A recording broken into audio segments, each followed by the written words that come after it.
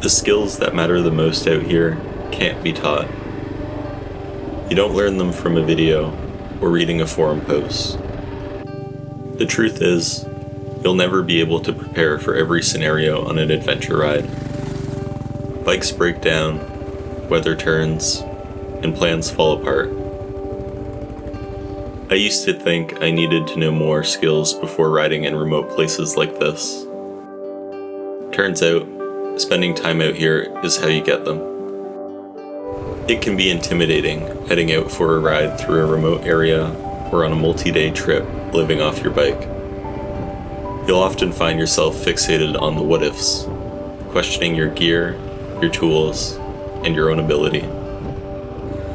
At some point, you stop trying to answer every what-if, and you start trusting yourself to deal with whatever actually happens. Figuring it out is the point. If we're being honest, no one really remembers the rides where everything went smoothly. The memories that stay with us the longest are the challenges and surprises we've come across on trips. Spending a few days in soaked gear or dealing with a blown-up wheel bearing in the backcountry may feel a little miserable at the moment, but that discomfort is part of the fun. That's what makes it an adventure.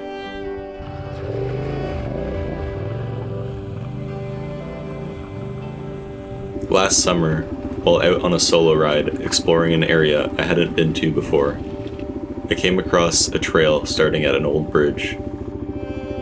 From looking at satellite images, it seemed like the trail would pass a few remote lakes before eventually tying back into a forestry road I knew.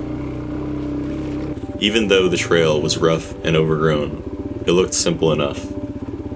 I figured I'd go take a look. I passed a couple pristine lakes along the way and found some spectacular campsites. I made sure to pin them on my GPS. About 10 kilometers in, I hit a mud hole and got stuck. I could tell right away it was going to take some effort, but I wasn't too worried. I shut the bike off, took a breath, and started working at it. After about 15 minutes of pushing, rocking, and slipping around in the mud, I got it through. At that point, I stopped and checked my GPS.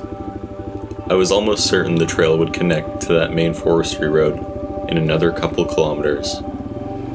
No way to know for sure, but I was already most of the way in. So I kept going. Not long after that, I buried the bike again. This time, it was worse.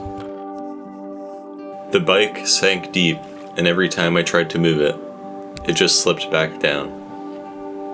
That's when I started realizing I might not be able to get it out. I was alone, about 10 kilometers from the nearest road, around 150 kilometers from home. I started thinking through what it would actually take to get me out of there if I couldn't free the bike. I thought about having to hike out there, find a ride, come back with a trailer and a friend. I wasn't in any danger, but it would have been a long day, maybe a couple days to sort out. Before getting ahead of myself, I stopped, took a breath, had some water, and just looked at the situation for what it was. No drama, just a motorcycle stuck in the mud. I ended up laying the bike on its side and dragging it out a few inches at a time. It wasn't graceful, and it wasn't easy. It took close to an hour, but eventually it came free. And once it did, I didn't feel frustrated about turning around. I just retraced my steps and rode the 10 kilometers back out the way I came. A lot of us fall into the trap of thinking we need to know before we go. We tell ourselves that we'll head out when we're ready. We spend hours watching all the videos on recovery techniques or on which tools to carry, trying to make sure we have every base covered. Don't get me wrong, preparation does matter. But there's a point where preparation turns into hesitation. And sometimes the only way to gain confidence is to put yourself in a situation where you don't have all the answers.